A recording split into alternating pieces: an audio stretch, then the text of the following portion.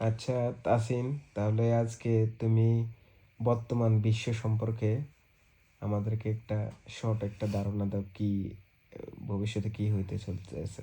আচ্ছা, দেখেন, আমি এখন আমাদের যে এই পুরো বিশ্বের যে সুপার পাওয়ারের একটা কনসেপ্ট আছে, সেটা নিয়ে আজকে আপনাদেরকে খুব ছোট্ট একটা কথা বলবো। একটু ডেসক্রিপটিভ হবে, মানে একটু আলোচনা মতো করে হবে, কিন্তু আমি খুব বেশি সময় নিব না। আহ, প্রথমে আমরা আজকে থেকে 400 সাল পিছনে চলে যাই, 300-400 সাল পিছনে। আজকে থেকে যখন 300-400 সাল আগে সুপার পাওয়ার হিসেবে আমরা ধরে নেই, আগে কিন্তু সুপার পাওয়ার ছিল কে? ব্রিটিশ। আচ্ছা, রাইট। ব্রিটিশ ছিল সুপার পাওয়ার। তখন ব্রিটিশ মানে হচ্ছে যে, মানে বলে না এই যে ব্রিটিশ আমল, ব্রিটিশ আমল, ব্রিটিশ শাসন করছে 300 সালের উপর। কেউ একটা মুহূর্ত চিন্তা করতে পারেনি যে এদেরকে সরাবো বা এদেরকে হারাবো। যখন ওয়ার্ল্ড ওয়ার 1 হয়েছে, ব্রিটিশ জিতছে। যখন ওয়ার্ল্ড ওয়ার 2 হয়েছে, তখন মনে হয়েছিল যে জাপান জার্মানি মিলে ব্রিটিশকে হারাবে, but still British won that world war and British became the super power once again. কিন্তু হঠাৎ করে আমেরিকারও যখন আবির্ভাব হয়েছে, তখন খুব নিজে নিজেই ব্রিটিশ কিন্তু কি পাওয়ার ছেড়ে দিছে, পাওয়ার ছেড়ে আমেরিকাকে সুপার পাওয়ার দিয়ে দিছে। রাইট। আমেরিকার ব্রিটিশের মধ্যে কি কোনো যুদ্ধ হয়েছে? না, ব্রিটিশ এমনিই আমেরিকাকে সুপার পাওয়ার দিয়ে দিছে। একটা গ্রামের মধ্যে যদি একটা চেয়ারম্যান থাকে এবং সেখানে যদি আরেকটা চেয়ারম্যানের আবির্ভাব ঘটে, তাহলে কি তাদের মধ্যে বন্ধুত্ব হবে নাকি শত্রুতা হবে? ভয়ঙ্কর শত্রুতা হবে। শত্রুতা হবে। তাহলে সে জায়গায় ব্রিটিশ কেমনে এত সুপার পাওয়ার, ওয়ার্ল্ড ওয়ার 2 এর পর যেখানে ওদের অনেক বেশি ক্ষতি হয়েছে, তারা আরও বেশি শক্ত করে ধরার কথা, তারা যে সিম্পলি আমেরিকাকে পাওয়ারটা দিয়ে দিল? কেমনে? এটা কোনো জায়গায়, কোনো হিস্ট্রিতে কোথাও এটার কোনো ব্যাখ্যা নেই। এটা অবশ্যই চিন্তা করার বিষয়। এখন এভাবে এভাবে, এবং আমি যদি বলতাম যে এই সুপার পাওয়ারের মধ্যে ব্রিটিশ বড় ভাই, আমেরিকা ছোট ভাই, না, আমেরিকা বড় ভাই, ব্রিটিশ আমেরিকার পিছন পিছন ঘুরে, যে জায়গায় ব্রিটিশের কাছে অনেক রিসোর্স ছিল। সেটা কেন? আচ্ছা, এখন আমেরিকা ধুমায় চলতেছে সুপার পাওয়ার। এই যে আমি তো জন্মের পর থেকে আমেরিকায় সুপার পাওয়ার দেখতেছি। আমার তো 1998 সালের জন্ম। এরপর থেকে এখনো পর্যন্ত I am seeing that USA is the most super power countries among the in the whole world. তো আমরা পুরো ওয়ার্ল্ডে যে ইকোনমি, এটা ডিপেন্ড করতেছে মার্কিন ডলারের উপর। মানে মার্কিন ডলার হচ্ছে যে একটা স্ট্যান্ডার্ড ভ্যালু, যেটা দিয়ে আমরা অন্য আরেকটা দেশ কি বড়লোক নাকি গরিব সেটা আমরা বিবেচনা করতে পারবো। এখন সেই সুপার পাওয়ারটা খুব শীঘ্রই চেঞ্জ হয়ে চায়নাতে হয়ে যাবে।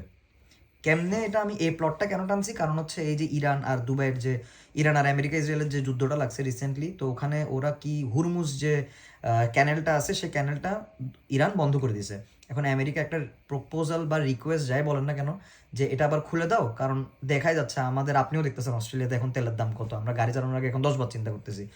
তো এই যে যে ওভারঅল অয়েল ক্রাইসিস, সেটা যেন আর না থাকে, সেজন্য আমেরিকা ওদেরকে রিকোয়েস্ট করছে বা প্রপোজাল দিছে যে তোমরা তুরমুজ এটা এটা খুলে দাও, এটা খুলে দাও। ওরা বলছে ঠিক আছে, আমরা খুলে দিব, কিন্তু সেক্ষেত্রে আমাদের যে টাকা পয়সার যে ট্রেডিংটা হবে, সেটা মার্কিন ইউএস ডলারে হবে না, সেটা হবে চাইনিজ ইয়েনে। এবং এই যে চায়না যে সুপার পাওয়ার হবে, এটা আজকে থেকে, আমি অনেক আগে থেকে, আমরা সবাই ম্যাক্সিমামই জানতাম। কারণ এখন এটার পিছনে কারণটা কি? তো দেখেন, যুদ্ধ লাগছে দুবাই, আমেরিকা, ইসরায়েল, ইরান, মাঝখান দিয়ে চায়না কেমনে আসতেছে? এটা হচ্ছে পুরোটাই একটা সিস্টেমের খেলা। উপরে এমন একটা মাস্টার মাইন্ড বসে আছে যে এগুলো সব কিছু কন্ট্রোল করতেছে। যে মানে এখন 200 বছর ব্রিটিশ চালাইছে, এরপরের 100 বছর আমেরিকা চালাবে, এরপরের 100 বছর চায়না চালাবে, এবং এরপর 100 বছর হয়তো আরেকজন আসবে। তো এটা অলরেডি সিস্টেম অনেক আগে থেকে তৈরি করে রাখছে। আমরা জাস্ট পাপেট, আমরা জাস্ট দেখতেছি, কিন্তু এগুলো অনেক আগে থেকে প্রি প্ল্যান্ড করা। কিন্তু আমাদের জন্য তো মানে ভালো হবে না, তুমি কি আমাদের মনে? বাংলাদেশের জন্য একদিক দিয়ে ভালো হবে, কারণ ফাইনালি সুপার পাওয়ার এশিয়ার মধ্যে আসতেছে, এবং এটার কারণে চাইনিজ আশেপাশে যেসব দেশ আছে সেগুলা অনেক ইমপ্রুভ করবে। কারণ বাইরে থেকে যখন আপনার মানুষজন ট্রেডিং এর জন্য আসবে, সবাই তো চাইনাতে ধরেন ট্রেডিং করলো, এরপর তাদের অটোমেটিক সাইকোলজি থাকবে কি আমি একটু এশিয়া ঘুরে দেখি। ভিজিট করে। এশিয়া ভিজিটের মধ্যে আপনার আসবে ইন্ডিয়া, আপনার আসবে বাংলাদেশ, আপনার আসবে পাকিস্তান, আপনার আরো যা যা জাপান টাপান এগুলো যা যা আছে, আরো এশিয়ান কান্ট্রি, এগুলোর মধ্যে ঘোরাঘুরি হবে।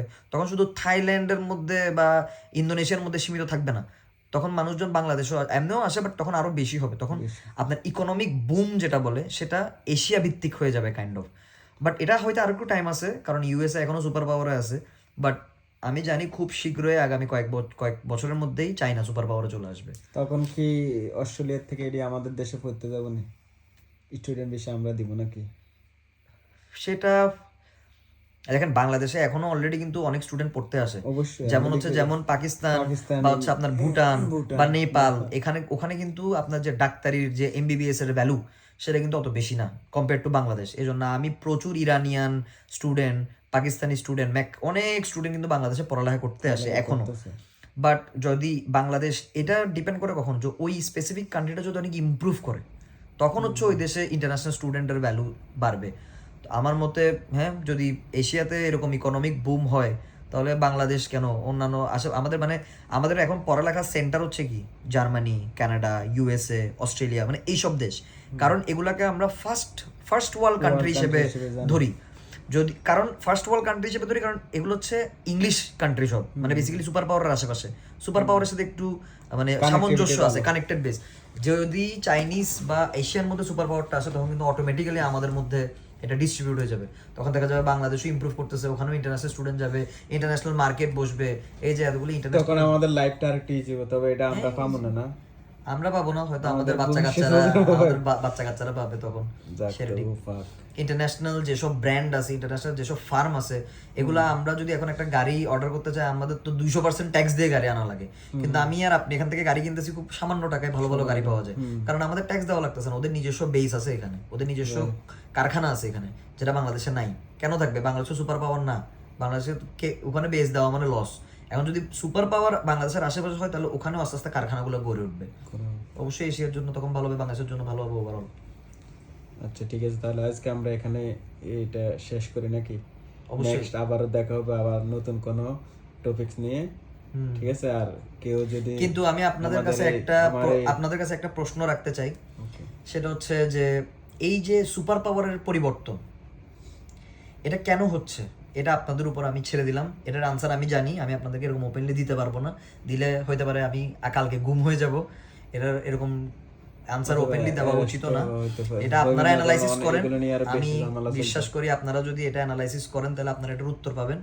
এটার উত্তর খুবই সুন্দর এবং খুবই সিম্পল, যে সুপার পাওয়ার কেন চেঞ্জ হয়। এবং আপনি খেয়াল করে দেখবেন এক পাওয়ার থেকে আরেক পাওয়ারে যাওয়ার সময় ওই দুইটা দেশের মধ্যে কোনো ঝগড়া থাকে না, অন্য কারণে সুপার পাওয়ার চেঞ্জ হয়েছে। সেটা কেন হচ্ছে, এটা আপনাদের কাছে একটা প্রশ্ন থাকবে, আপনারা এটা আশা করি বের করতে পারবেন। ওকে ঠিক আছে, আজকের জন্য এখানে সমাপ্তি।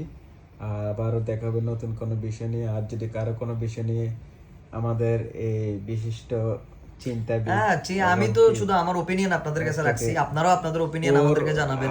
আচ্ছা, আমি তোমার সম্পর্কে একটু ক্লিয়ার করি। ও যে কোনো বিষয় সম্পর্কে ভালো একটা ধারণা দিতে পারে, এই জন্য আমি বিভিন্ন বিষয় নিয়ে ওর সাথে ডিসকাস করি।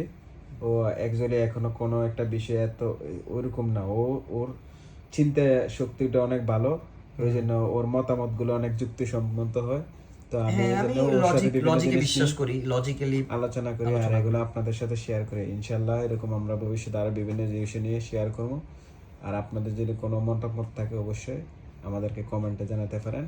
আর আপনাদের সবাইকে জানাই অগ্রিম ঈদের শুভেচ্ছা। যে যেখানে আছেন পরিবারের সঙ্গে ঈদ উদযাপন করেন, মজা করেন এবং পরিবারের সাথে সময় কাটান। বিদেশে যারা আছেন তারা, আমরা জানি পরিবারের সাথে সময় কাটানোটা কত একটা দামি জিনিস, সেটা আমরা পারছি না। তবে ইনশাল্লাহ আমরা ভালো দিনের জন্য ওয়েট করব, দেখি কি হয় এই আর কি। ওকে।